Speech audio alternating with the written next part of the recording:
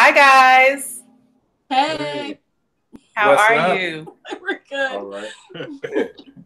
Well, I'm so excited to have you guys on Tisha Talks. Me and Akita, my husband, have been talking about, preparing for Valentine's Day and preparing for the month of love, so to speak. Right. And Cupid is having his field day this month, and everybody's buying flowers and cards and wasting Doing- money. doing all kinds of stuff. Yeah. And so we wanted to have an episode where we're talking to other couples about love, what love is not, what love is.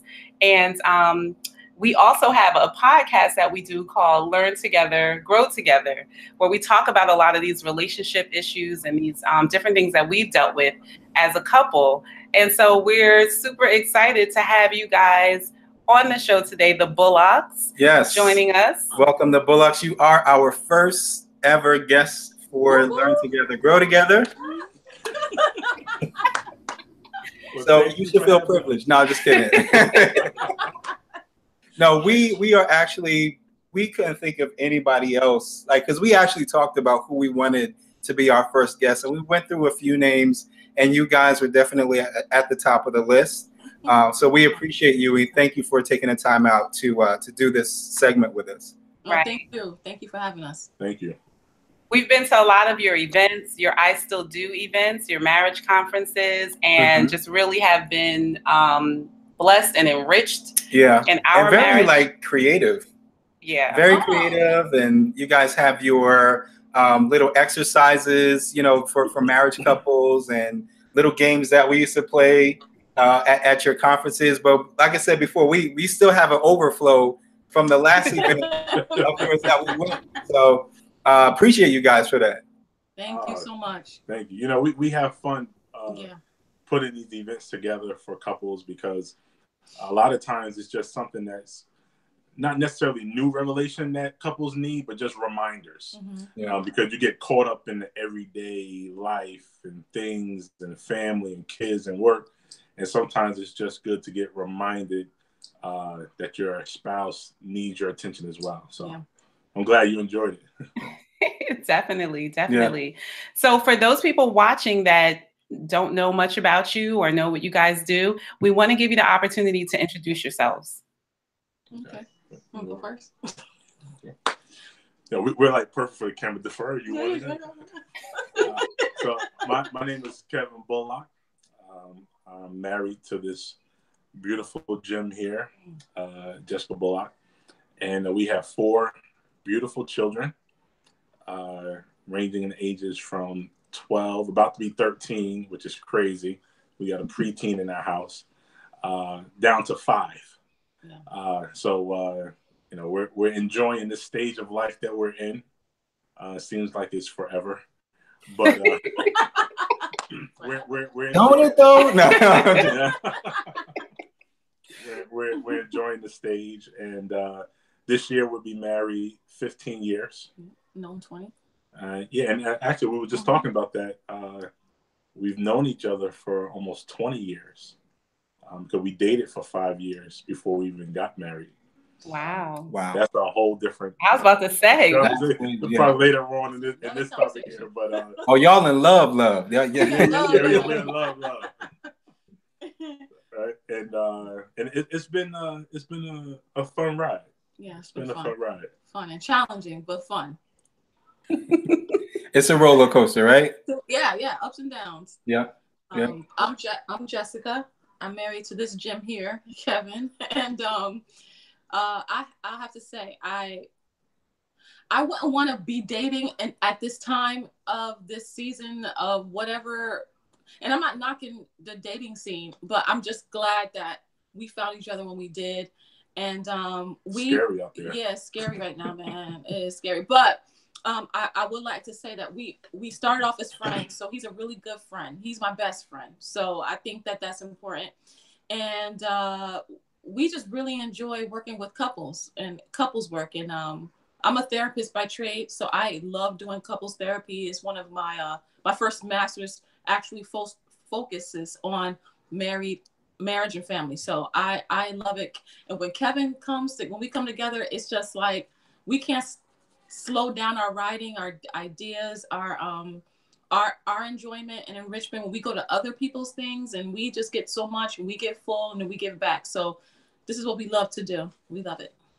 Yeah, that's great. And I can say that we've, just watching you guys and even being in some of your sessions, Jessica, that we have benefited from just knowing how you guys operate in the years that you've been married, and really seeing you guys just kind of show that love, not verbally all the time, but more so in your actions, and how you treat each other.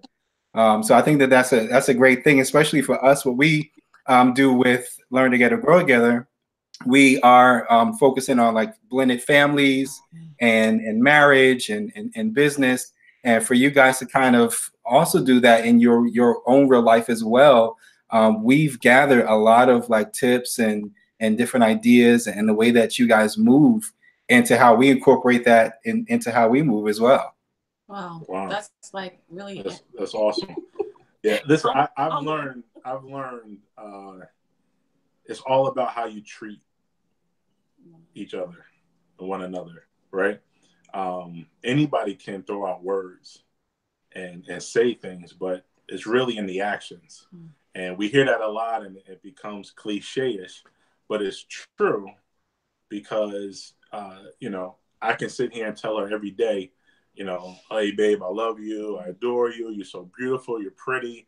But if I'm not, showing her with tangible things, and I'm not talking about gifts, but just maybe in the touch or in the things that I know that she likes, those words over time will begin to fade and they become meaningless. And I never want what I say to not have meaning. So I have to follow that up with some type of action. Yeah. And we try to live by that, every day. Yeah. So how did you guys meet? How did this wonderful connection? Can I take this 15 one? Years. Yes. Can I take this one? Yeah. Okay. So we had a mutual friend at the time, and may he rest in peace, he passed away. But we had a mutual friend, and I was running out there doing my thing in college and kind of, doing what a normal 18, 19-year-old male would do, just fooling around. And then I got saved. I got into the church and dedicated my life to Christ. And he saw the change. I stopped really hanging out with them. I wasn't doing the things that I was doing before. And so he came to me one day and he was like, I know this girl. She's into that Jesus thing like you. And you got to meet. He was Muslim. So, yeah, and he was Muslim. So I said, okay.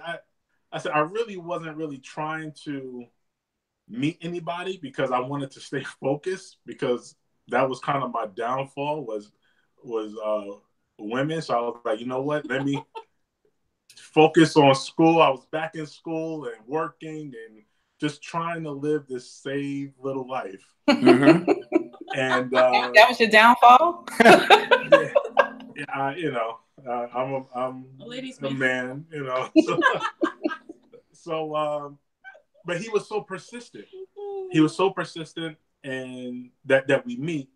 So we end up meeting. We talked on the phone. She fell in love with me over the phone, and she was going to Montclair State at the time, and I went to pick her up, and it was a blind date, right? It was a blind date. No social media. Social media. Remember Black Planet or not, but that was about the extent of social media for us. And I went to Montclair State and got lost. We got lost going to the movie theater. On our way to. I was a young man, so my car wasn't the best. I had a big hole in the dashboard where the radio was supposed to be, so I had to talk to her and try to make her laugh. Which he did. So we laughed all the way to wherever we went and finally got to the movie theater. But the one thing I could remember is I'm like, oh my gosh, I'm going to embarrass myself, because I was like, like snorting and stuff during when he was making me laugh so hard. And I was like, oh my gosh, he's gonna think I'm a dork. Like I laughed so hard. But that was the first time I was on a date where the guy, like, we laughed. We had so much in common, and grew up together. Like, he was telling stories. I was like, oh my gosh, my parents did that too. So it was just really, there was a real connection, like a friendship connection on that first date. Yeah. Ooh. Right? It was more like I was about to say, Jessica, tell us the truth now, because according to Kevin, you fell in love as soon as he called. Over the phone. Okay, so I'm gonna tell you what that's all about, right? I'm gonna tell you what. I'm gonna tell the truth. I'm gonna tell the truth. What happened was when he called, his voice was so deep, and I was like, and he was telling me, he was like, you gotta put everything in perspective. I was a freshman in college. I was broke. I had no money, nothing. So he was like, yeah, I could pick you up. I'm like, you got a car? And he was like, yeah. I was like, oh, okay. He was like, when I get off of work, I'm like, you got a job? I'm in love. That's 2 for 2. That's 2 for 2. These are basics. You know, but like I was very young. I was 17. So I was like, oh my gosh, he got a job, a car, and he saved, like, well, but and his voice was deep. So I was like, oh my gosh. So I ran to the diner after I got off the phone with him, and I told my friends, I was like, yo, I think I'm in love with this guy. So he was Go figure, right? So he was right. I was just joking. What's that emoji?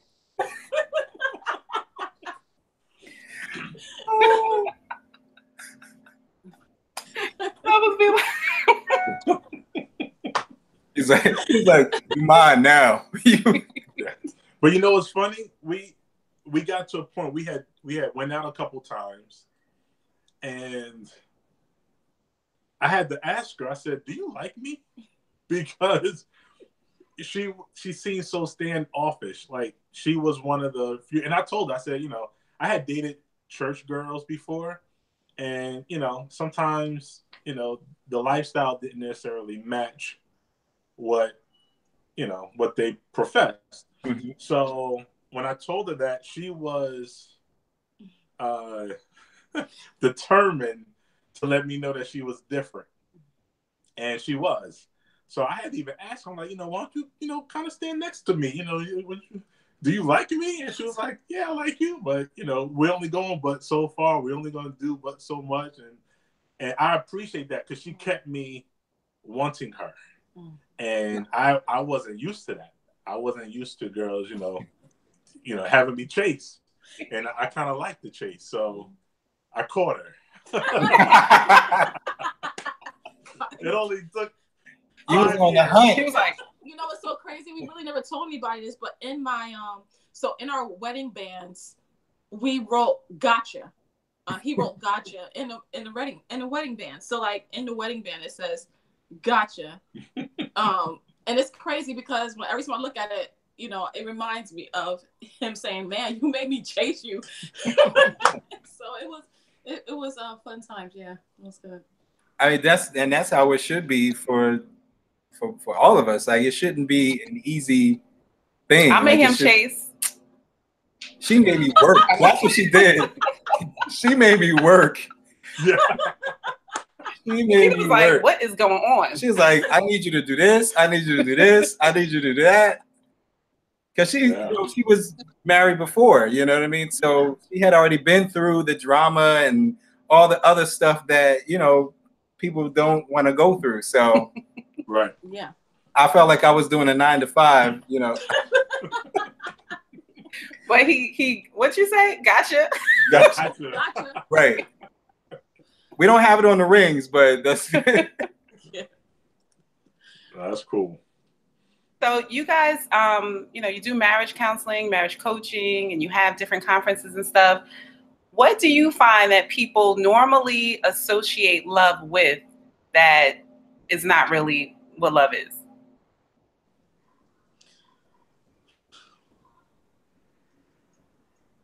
People associate love with perfection.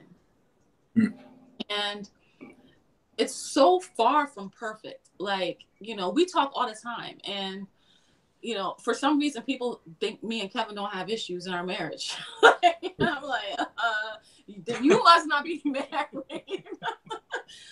We talk, you know, and everything that we go through, even things that are and this is another thing. People think that love is associated with like getting things right the first time. Like there are some problems in marriage where you're going to it's going to be a continuous work. It might be an area that you have to work on continuously. And that is just like such a false image of what marriage really is. And I had somebody say the other day, I saw some post, somebody said, everybody's so quick to post all the good stuff in their marriage and you know, falling apart behind doors. And that's not the case. You know, it's really, you want to really make your spouse look good. If you are really in love, you would never want to hurt them by exposing their hurts and their deficiencies. We're in the Bible supposed to cover one another. Yeah. So I think about, like, you know, covering one another. And so, yeah, I'm going to make him look good in the public because he's my man. So like, I feel like people associate marriage with perfection. It's just so far. It's so what love is not.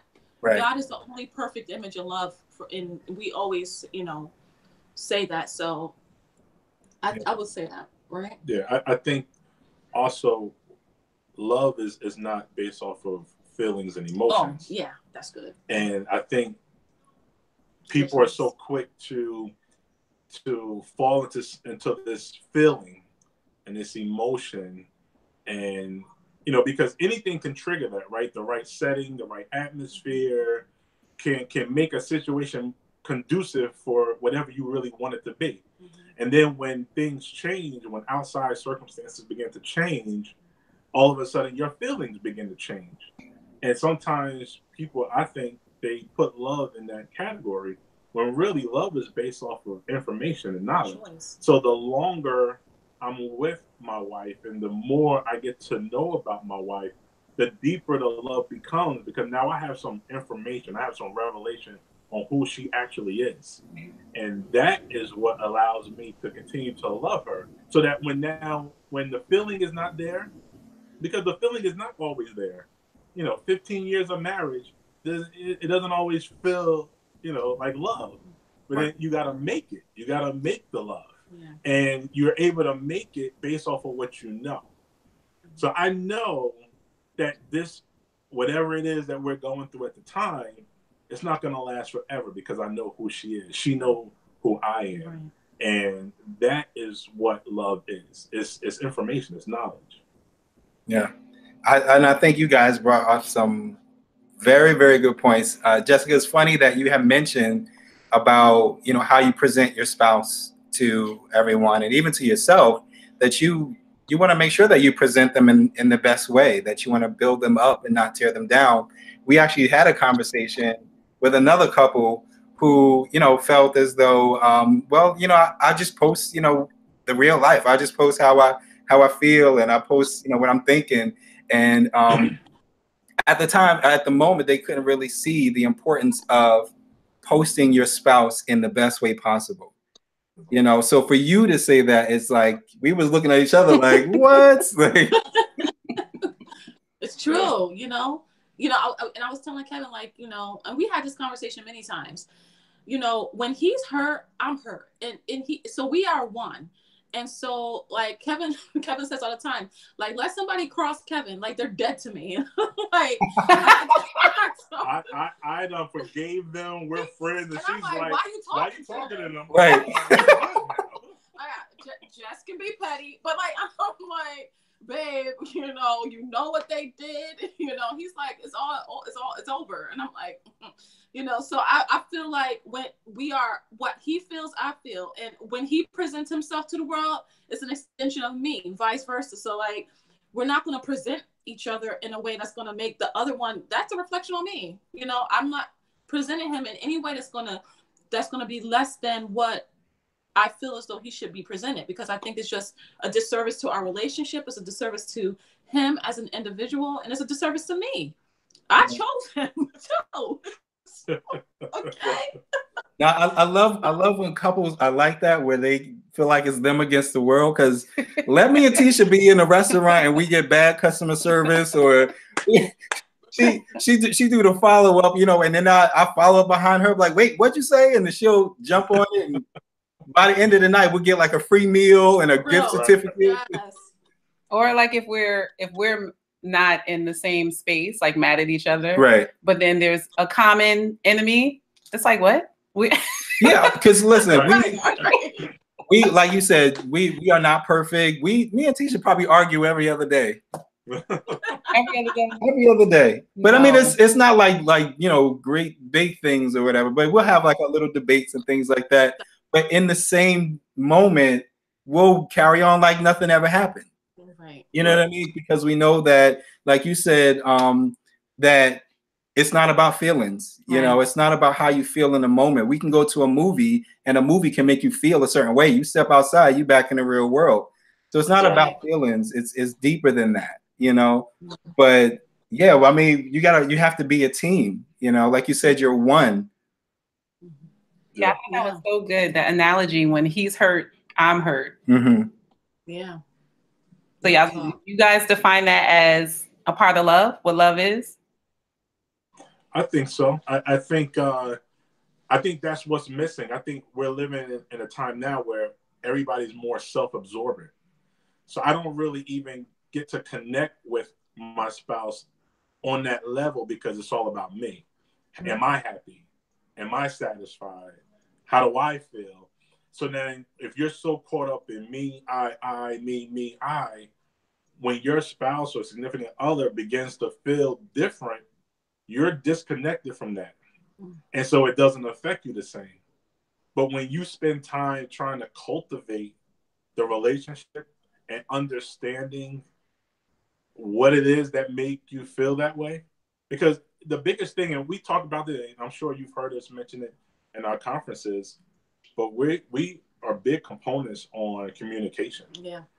And I think the reason why this works the way it does is because, I mean, we're huge. I mean, just the other day, we were talking to each other, okay, how can I be better at this? How can I be better? What would you like to see me do here? Right. How can I have done this better? And sometimes you might hear something that be like, oh, man, okay, I thought I put those away the way you want. I thought I cleaned that up the way you wanted me to. But, you know, but it's all about getting that information because I want to make sure that she's happy. Right. And vice versa. She does it with me. She likes to ensure that I'm happy, and it works. We actually have conversations about that.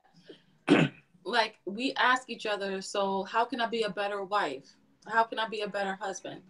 If there was one thing you could improve about the way I clean the house, what would you like? We ask each other those questions. And we say give me one thing. I can't handle. I'm about to say. I'm like, I don't know if I want to ask. Yeah, don't give me a whole list. One thing. Right. I don't know if I'm ready. You gotta be ready. I bet you she got a list somewhere in her drawer just waiting for me to ask. I don't know if I'm ready for your list. She's like, I'm glad that you asked. Let me yeah. You gotta, Akita, you gotta say give me one. Just one thing. Just one. One thing. I want to ask a question about you were talking about being selfless. Like, a lot of times we're self-centered people by nature, right? So we know that being selfless is an important component to being married, but we also know that it does not feel good, right?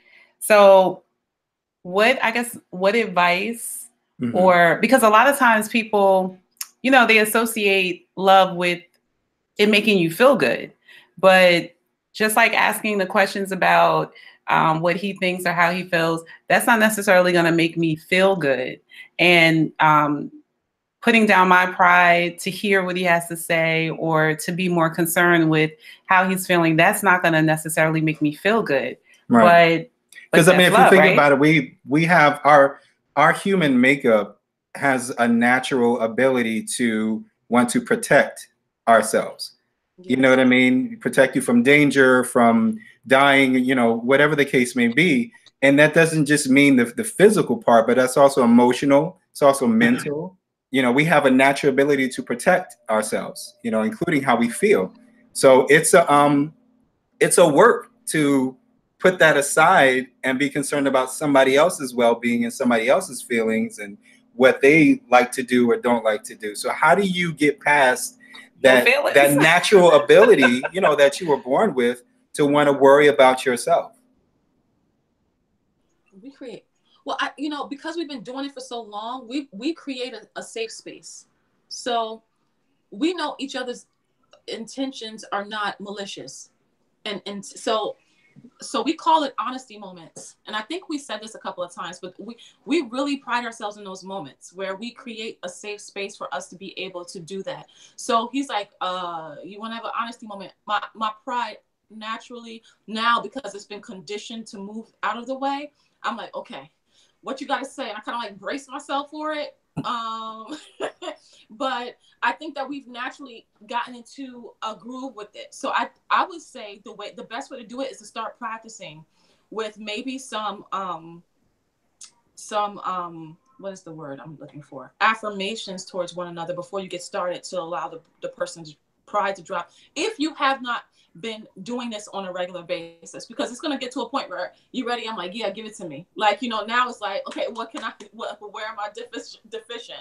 But it wasn't always like that. It was always kind of like, okay, you know, and it was all in the way you would say it. Like, remember how you used to tell me you want me to clean the house? Remember how you first told me? We don't have to go into that. Okay, yeah, we're gonna go into that because no, we want to hear that. Let's talk about this house. No, I was young. I was new at this. We're gonna keep it 100 right now, okay? So the real on that is, you know, we had to get to that place because, mind you, we were fresh, brand new married. Nobody taught us how to talk to one another.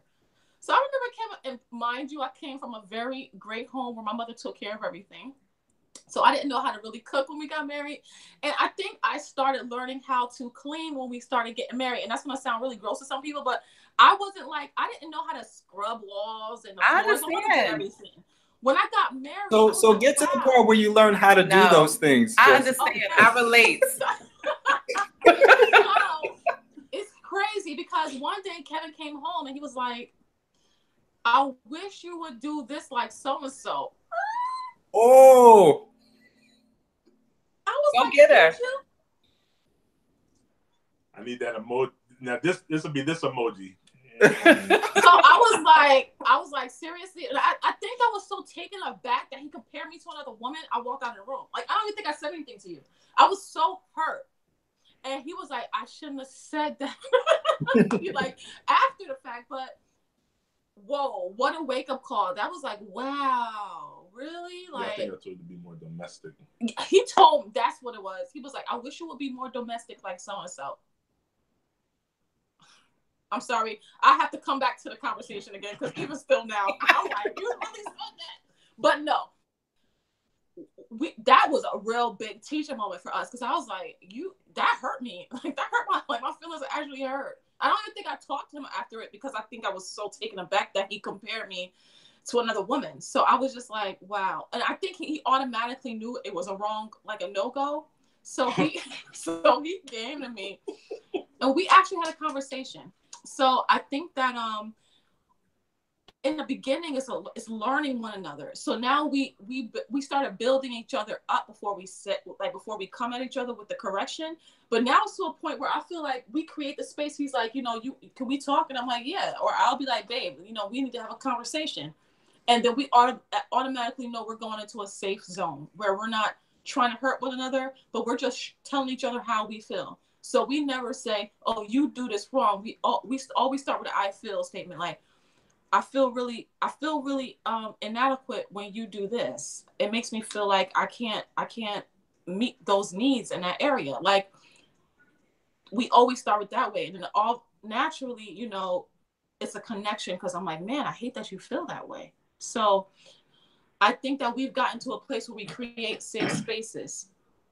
You have to create a safe space. And if you don't know how to start off doing that, just start off by affirming the person and telling them what you love that they do. But then there's an area that needs correction.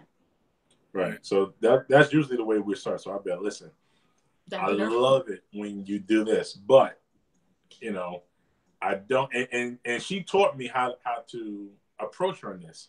So by me saying, I feel this way when you, now it's really the focus is on how I feel about it and how maybe I'm not in a good place when she does something, versus saying, you don't do this, or, you know, why did you automatically, and the situation problem, and that's going to take time. That's going to come with trial and error. You have to be consistent with it, and it's all about knowing. We both know we never say or do anything to hurt one another, you know, intentionally.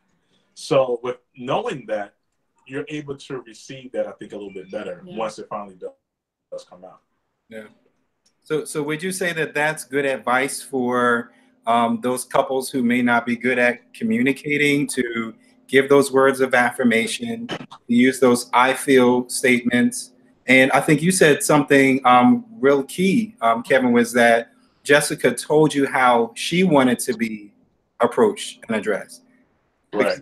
Even using those tactics, each person may have their own way of being receptive of certain, you know, things.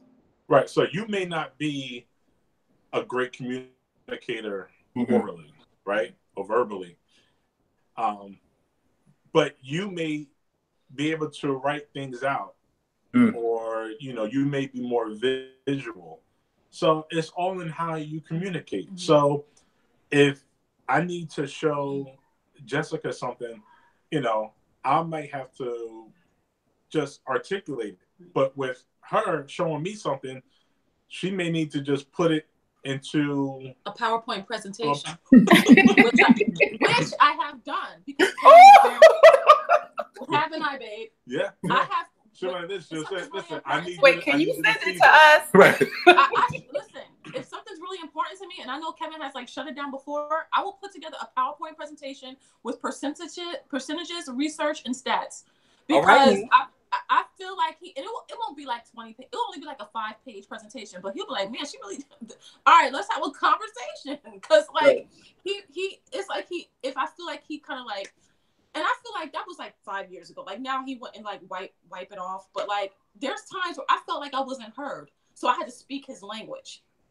Like Kevin's language is facts.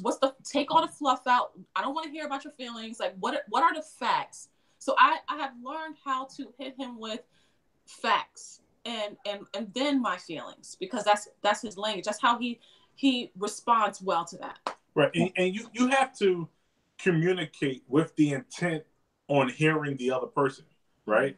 So if we're just trying to make our own point, you'll never get there. So I have to communicate with the intent on really learning what it is that makes her happy or unhappy. So in doing it, now I know, okay, this is what she likes, this is what she doesn't like.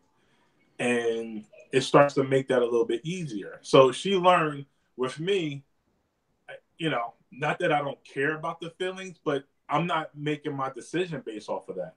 Right. Because feelings will fade. That's right. So what are the facts? You know, I know you feel this way, but what's the real situation here? Like, what are we basing this decision off of? Right. And now she knows that. So now she'll speak that language to me. She'll listen. She'll start off, Kevin, no fluff. This is what it is. This is what I'm trying to say. And now we cut right through that and get to the bottom line. And now we can have a real discussion about it. Mm-hmm. So, but she learned that with the intent on learning how it is that I communicate. And then I do the same thing with her. So it's really about, you have to learn how to put yourself aside. And it's an amazing thing because Jessica mentioned, you know, the Bible says that we are one. So I can't sit here and just argue with myself if we really are one. So if I really want to make myself happy, I'm going to ensure that my wife is happy, and vice versa. And can I say one more thing? So I would encourage couples to grab moments where you could teach the other person. For example, like Kevin used to address me and be like, when he had a problem with something, he used to start off with, "Can I ask you a question?" And I'd be like, "No, you know, like, you can't ask me a question." For some reason, that just put me in a mood. Like, don't come at me asking me if you could ask me a question. And one day I had to be like, babe, just tell me what you want to say, because when you ask me if you could ask me a question, it makes me feel like you're about to attack me. So I feel like I have to put my boxing gloves on real quick and be like, okay, go. But I had to say, can you just say, hey, can I talk to you about something? So now, right? So like now he says, can I talk to you about something? I'm like, sure. Yeah. But I think that's so like, that's like an aha moment, because in couples or even in marriages, like sometimes we leave it up to our spouse to figure out everything. And then when they don't treat us the way we want to be treated, we get upset and we start holding grudges. When, like you said, just communicate. How do you want to be treated? How do you want to be loved? Instead of just waiting for that person to figure out, they may never figure it out, or it may take them a long time to figure out. And by that time, you're already upset. You know what I mean? And you feel a certain way about it. I think there are a couple of key things, but one of the key things about communication is that you haven't really communicated if the person has not received what you told them. And so the goal for effective communication is that you want the receiver to be receptive of what you're saying. And if you're not doing it in a way where they can receive it, then you fail to communicate. Right. Fail to communicate. But no, it was good. That was good. That was real good. And also what Kevin said, which is because I say that all the time too, like listen with the intent to understand and not to respond. Right. I 100% agree with you, Kevin. A lot of times we always want to have our stuff ready, like you said, with your boxing gloves, and be in a conversation and you're not really hearing anything the other person's saying. You just waiting for your turn so you can be like, and you know what? And this, that, you know what I'm saying? Right. So we have to listen with the intent to understand what the person is trying to say, and so that there's no misunderstandings as well. Right. So Jessica, did you communicate that the best thing would be to get a maid and a chef? Well, let me just reiterate, that was at the beginning of our marriage, so we were Thank you. Thank you, Jessica. We didn't have any money for no maid. Now, back then, so now we have kids who can clean, so I've taught them how to do what I need. But, so you did get a maid. Right. But yes, I got 4 of them. And listen, don't get it twisted. My 5-year-old will go get a vacuum. So like we got it. We're doing well. But I took what he said. After he came back, he did apologize to me. He did. And so after he apologized and I got out of my feelings. And not to cut you off, but that's something that is I think is critical. Never compare. Well, yeah, never compare, but be willing to apologize. Like, don't just because it's something so small, but it means so much. Yeah. So when you realize you made a mistake, don't wait. I realized, I was like, that was an error. I should not have done that. Judgment. Yeah. So I went and I apologized. And I think, we're so afraid of seeming weak, especially I'll speak for the men. Yeah. We are afraid of being weak and not viewed a certain way. So like, well, I'm not going to apologize or throw something out there like, well, I didn't mean that. No. Say you're sorry.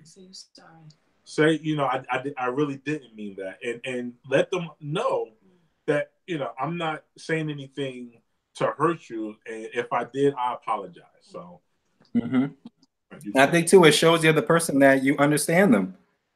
Yes. You understand where they're coming from. And that probably speaks more volume than, buying them some flowers or getting them a car, but actually understanding where they're coming from. And I think I know for me, and I'll say most women, I won't speak for all of them, but a key thing for us feeling loved is feeling understood. Like you understand where we might not always agree. We might not always do what I think we should do, but I at least got to feel like you understand. And we've had those conversations too, like where, we had disagreements about something and we'll be like, you know what, I see where you're coming from, but this is how I feel we should do it. Or, this is how I feel about the situation. But the fact that we get what each other is saying, that, helps it to not be go left or, be worse later on. And we've also had conversations where he was like, well, most women I've done that before, yeah. Most women will like this or no, this. Wait a minute. I don't say most women, Jessica. I don't say that. I need to correct you. What you say? No, I say the majority of people. I generalize it. Because certain things, if I grew up on and just things just didn't make sense to me. What you writing, Tisha? Right.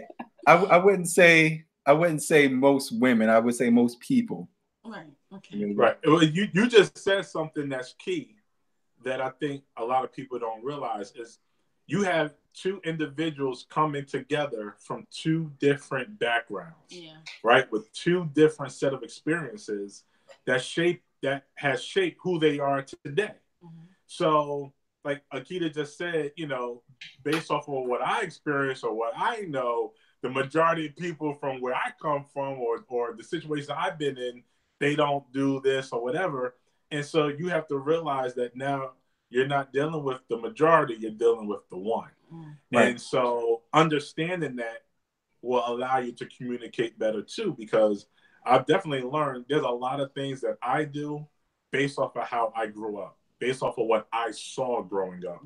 And same thing with Jessica. So understanding that and having, talks about that will allow you to be able to communicate better with each other, as you're going through life with each other.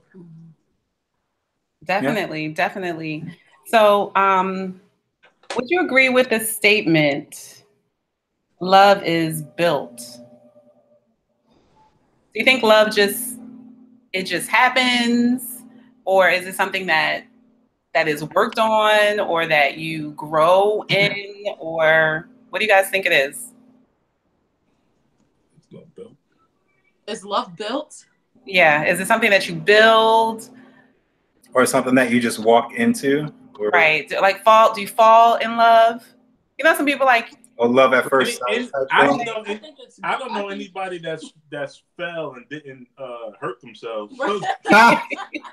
I think it builds. I really do think it builds, and I'm not trying to be.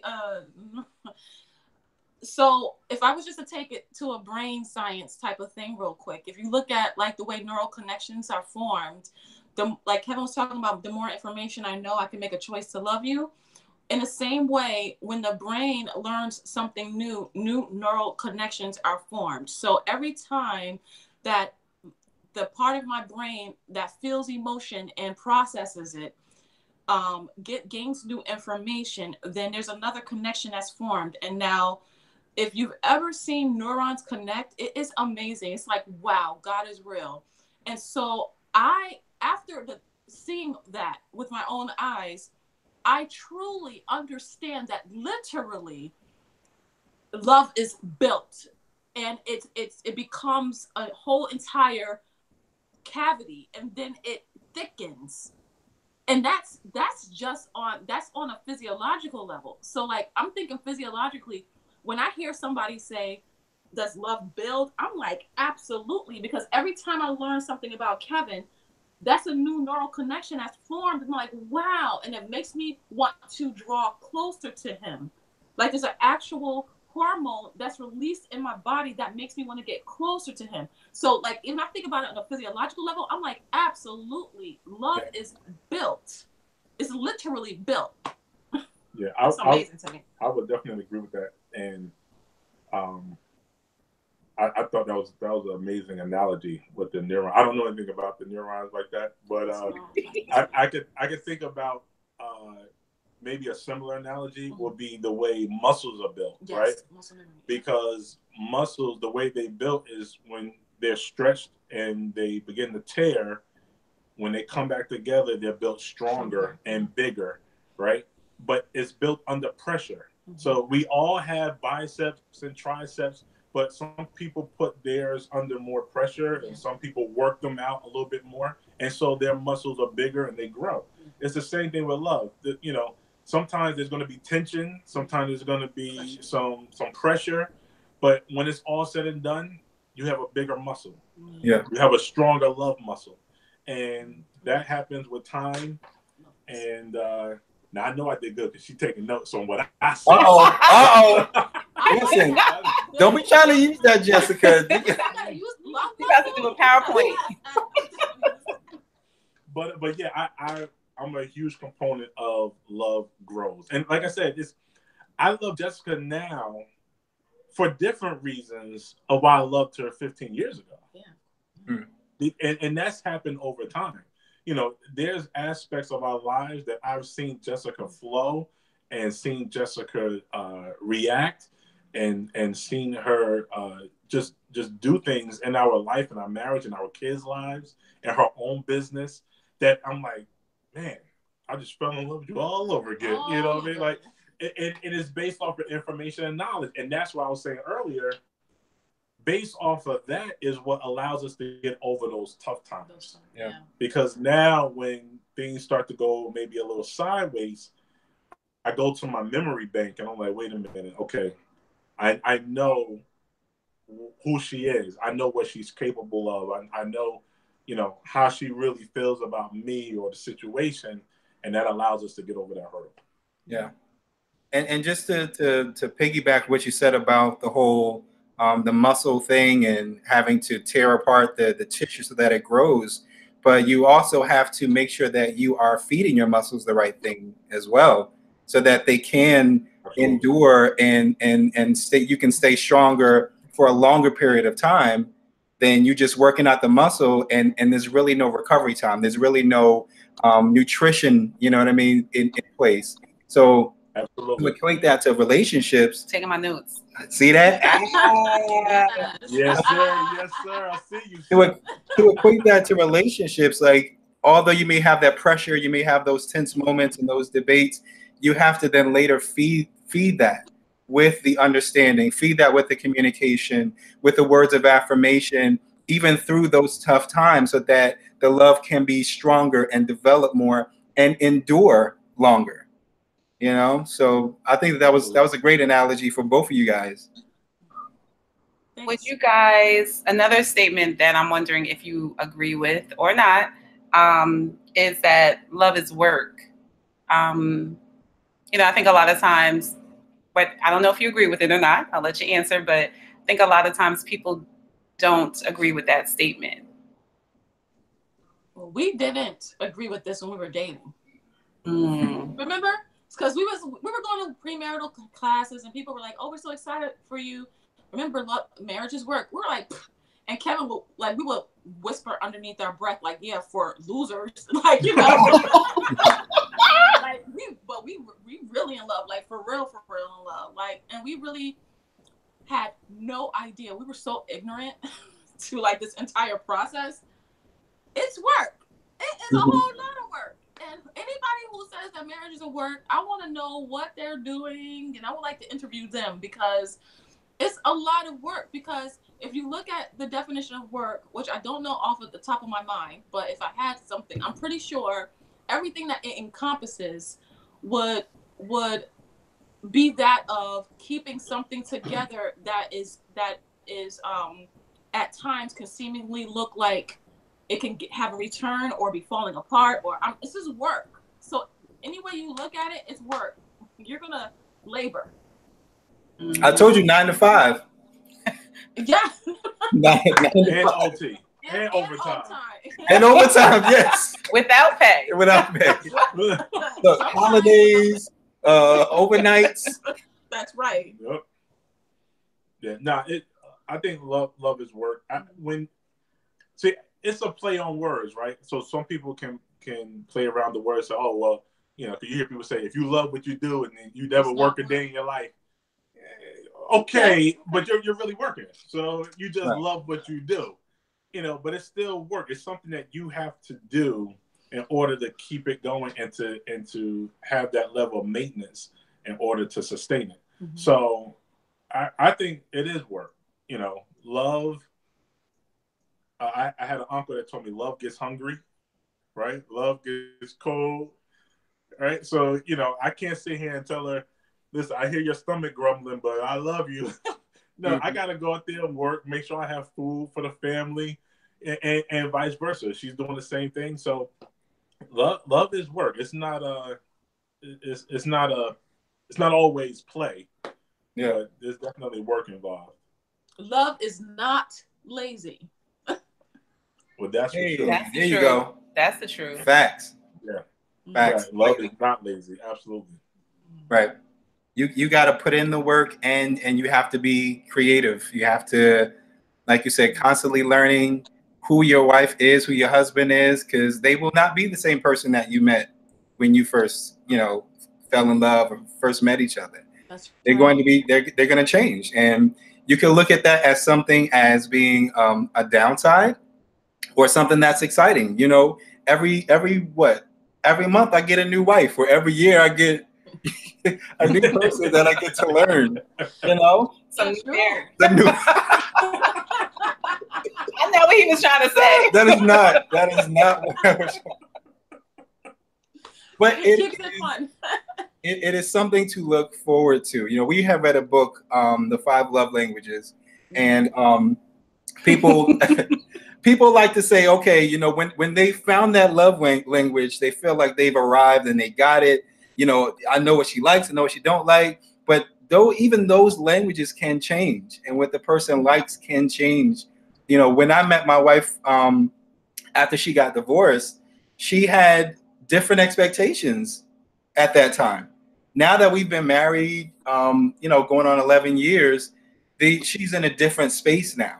She can love differently. She can receive love differently. That's right. So we have to be mindful of those things. Yeah, and I think, and you don't necessarily know that. Like I didn't, I had different deficiencies then that I don't have now. And so I remember he used to always be like, didn't we read that book? Look, didn't you pick? She fussed at me to read that book for the longest time. And I'm like, what's going to happen when I read this book, right?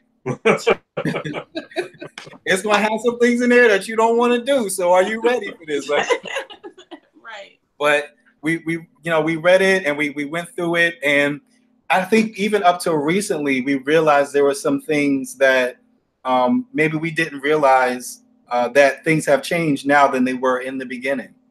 You know what I mean? We had to adjust how we treat each other accordingly, and adjust how we love each other accordingly because of that. I think there's this analogy that I thought was really, really good by Sarah Jakes Roberts. And she was talking about like when I was 5 years old or 10 years old, I had this favorite shirt that I used to wear, and I love that shirt, and that shirt fit me really well. But as I grew, no matter how much I loved that shirt, I couldn't wear it. Like when I was 13 or when I was 15, that shirt no longer fit me. And I had to be okay with putting that shirt down and putting on my 15-year-old shirt or my 20-year-old shirt. And so when I think about that, I think about change. Like some people are afraid of change, afraid of, their spouse changing or their spouse growing, but it really is all just a part of life. And we should want people to develop into the best versions of who they are. Right. And like Keita was saying, sometimes that means that what I needed at 5 is not what I need at 15. Right. And may not be what you need at 20. Right. But I mean, and that people, it shouldn't be a negative thing. Like you should want your spouse to continue to grow and be better and to learn more. You know what I mean? If they're the exact same person that you met, then there's a problem. There's a problem. Right. A big problem. Yeah. Right. There's no growth. And that's key, because we learn your marriage, your life will bring about different situations that causes change and causes growth. So when we first got married, we didn't have any children, but then the children came. So now that produces a different level of change and growth.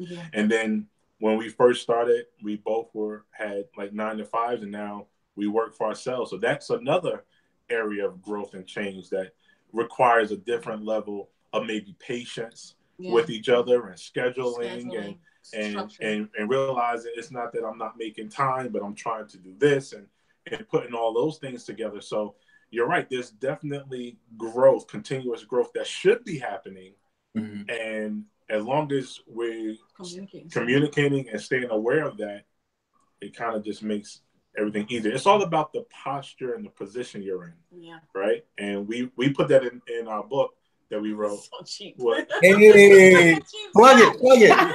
What book? No, but it was we did the 13 positions of love, and you know, your position is going to change sometimes. One of those positions for time. Yeah, right. Your position is going to change, and it's all about acknowledging that, and that definitely helps. So, Kevin, if somebody really was interested in maybe finding about those 13 positions of love, where could they find that at? Right now, it's on Amazon, BarnesandNobles.com, and you can go to, I believe it's on our website on at locksnj.com. If you go to the I Still Do tab, you click the I Still Do tab, and you can download a copy of the book there as well. There's other marriage resources there. Yeah. Can you spell or give us a website? I'm sorry, it's www.locsnj.com. Yeah. Thanks, and we'll include the links too in the video as well in the description, so people can go there. I think it would really help a lot of marriages and couples. So, can you also tell us a little bit more about what you offer as far as counseling or coaching? And then I'm going to ask you to give maybe like 2 tips maybe 1 tip for a couple who's looking to get married. Okay. 1 tip, 1 piece of advice, and then 1 piece of advice for a couple that is married. Okay. So I'll start off with the resources. So the resources we have are, so we do marital coaching. There are times where we are called upon to meet with couples one-on-one. So Kevin and I will go and we meet with couples for premarital, and if there's like a crisis situation happening within the marriage, we'll meet with them together. In my practice, I see couples and families, so they can also schedule through Life Options Counseling Services that way. Kevin and I did create a 49-item assessment that is able to tell us the areas of concern, the good areas, and areas that may be, on a cusp of danger zone. And once they complete that 49-item assessment questionnaire, then we assess it, and then I'll give back the feedback and then send back the results. As he stated earlier, we have the book, I Still Do, 13 Positions of Love. At first, people thought that we had put out like a sexual mantra book out there. I thought so. I'm like, where can I get this copy? Where am I going to get my copy? That was strategic. I was like, they're going to be like, what is Kevin right here? I'm going to be reading it like they lied to me. They lied to me. Listen. So during our 13th year anniversary, wedding anniversary, we actually released it, and we gave it away for free for like 24 hours. It was over 100 people requested that book, and I really thought that they may have thought we were going to tell them 13 sexual positions. It was hilarious. But anyway, so that's another. We have that book out. We're actually working right now on a book together for entrepreneurs. So it's really good for couples who are in business together and just want devotions on a daily. It's a 31-day devotional where they can just talk together about what their plans are together, and then use the devotion to minister to one another in business. That we're trying to have that released by March 15th. We'll see. And then, is there anything else? I think that's it. We are passionate about this. We actually have a financial seminar coming up for couples, basically how to get your money right, so that you can acquire, attain, and own the land, basically. So we have really great people coming out to do that. We're really trying to make that workshop free. So, and then we're planning on doing an online webinar. So there's a couple of things coming on, but this is all fun stuff to us. It doesn't even sound like work. This is all fun. So, We'll have all the information on our website. Good. You guys got some great things going on. So definitely, we will be in the house. Yes. Yes. We'll be there. So I guess just the last thing. What piece of advice do you have for that married couple who has reached that 6 or 7 year mark, and things may feel like, or whatever mark, and they feel like they're just on the brink of, being destroyed or separated, or they can't, not connected. They're just going through the trenches, and they don't see the light of day anywhere around them. Okay, so I'm going to speak to that only because I see, it breaks my heart, but every single week I see couples who are at that breaking point. They're just done. So my first question to them is, if you want the marriage, do you want this marriage to work? And if they tell me yes, and I'm like, then there's absolutely nothing that can bust this up. Absolutely nothing. Once you guys tell me that you both are committed to making this work, then that's it.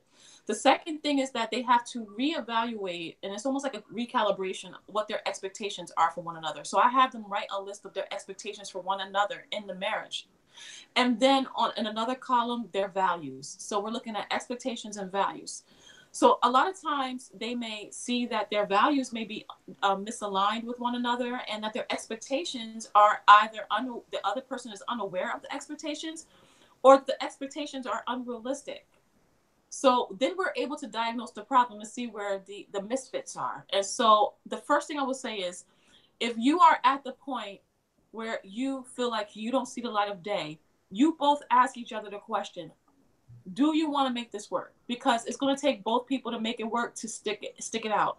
Then I would tell them to either seek professional counsel, and not your auntie and them or anybody. You need somebody who's going to be unbiased, who don't know you guys separately, and are able to give you really good feedback and look at the situation with a clinical eye.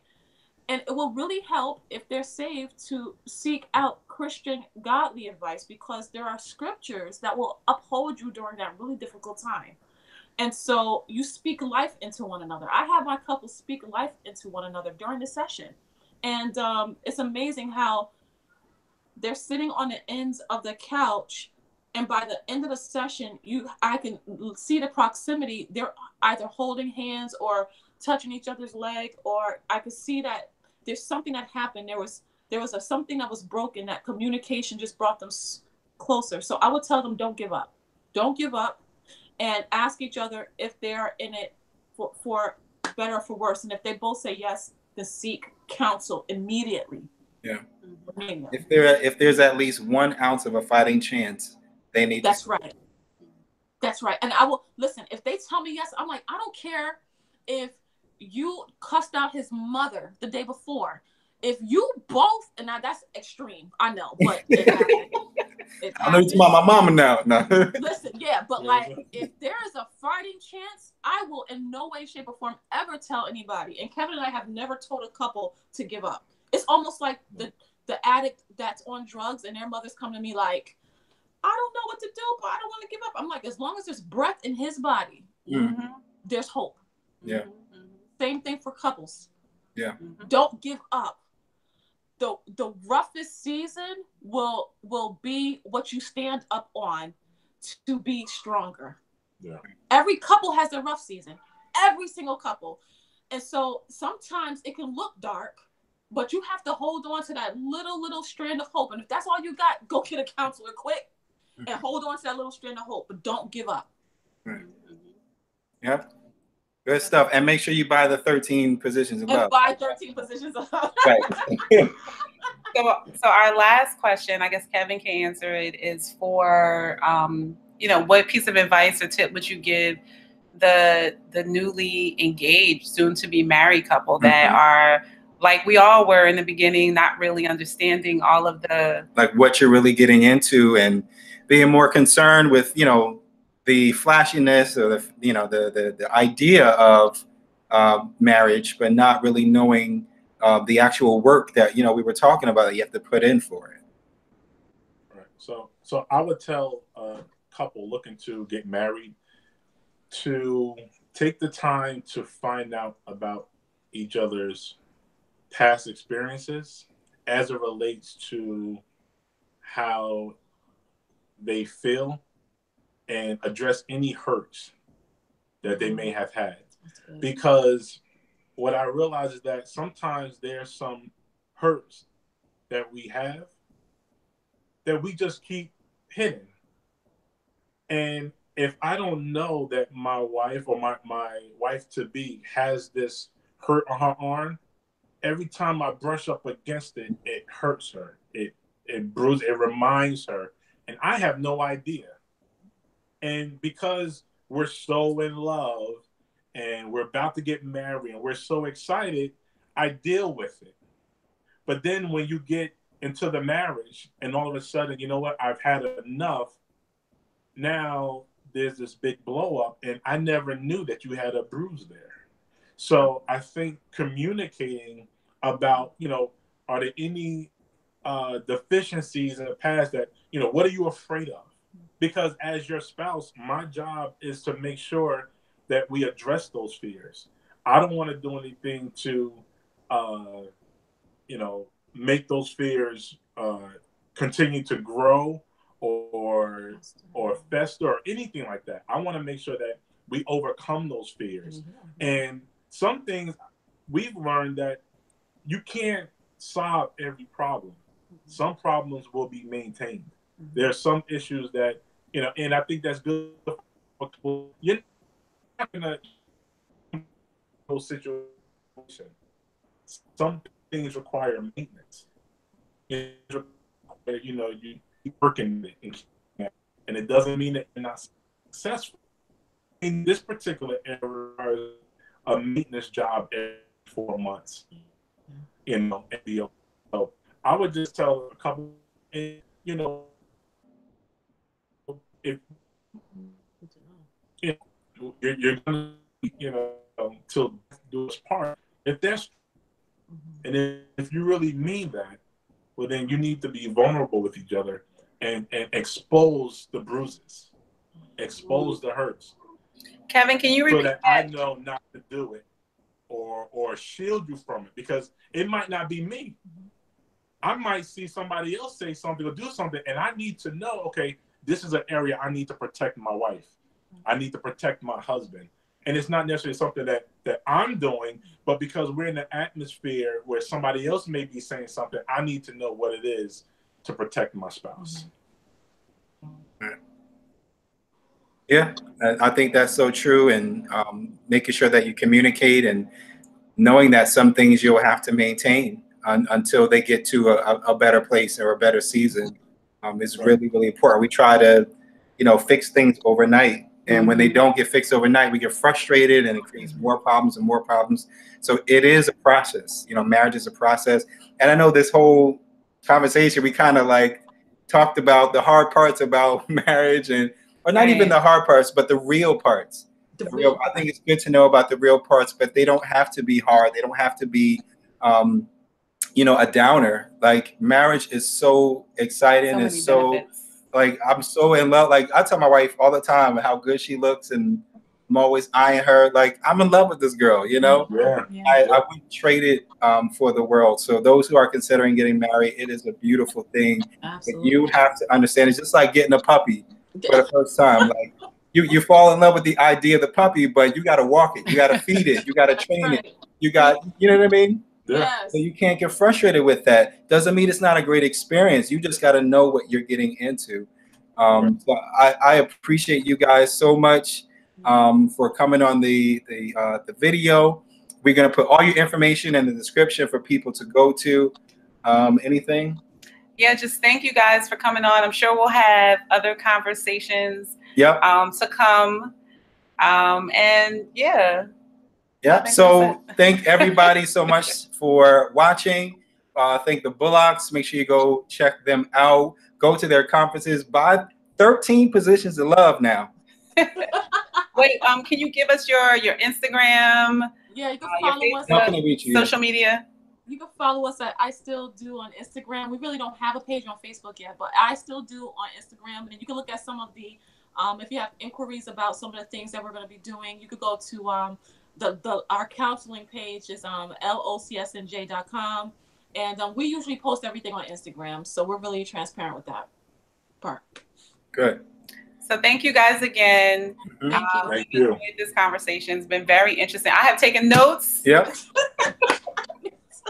We really literally do have them right on this paper. Right. Listen, you know how we do. We could be on here for 4 hours. Exactly. And we definitely have to have you guys back on again at some point. I think you guys give great information. Again, thank everybody for watching. Please go to Learn Together, Grow Together podcast. Letitia and I have some great content there. We feel that, you know, will help you and hopefully benefit you. And check out the Bullocks as well. And be sure to comment and share and like and let us know your feedback on this conversation that we had. All right. Thanks, guys. Thanks to the Bullocks. You guys enjoy the rest of your night. You too. All right.